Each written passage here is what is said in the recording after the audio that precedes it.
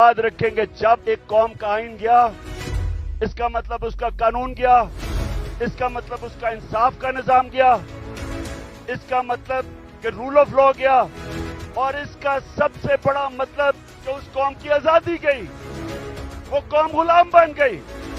वो कौम जंगल के कानून में ताकत की हुक्मरानी की वजह से ताकतवर की गुलामी करती है।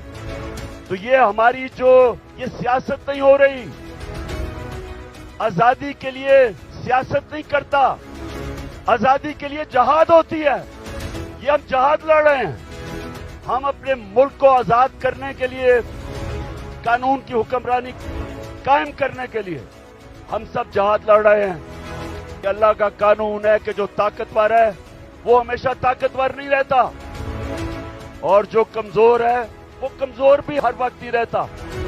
इंशाल्लाह हमारा मुल्क उठेगा और कानून की हुक्मरानी के ऊपर हम खड़ा करेंगे, रूल ऑफ लॉ पे इस कौम को खड़ा करेंगे और इंशाल्लाह एक अजीम मुल्क बनाएंगे।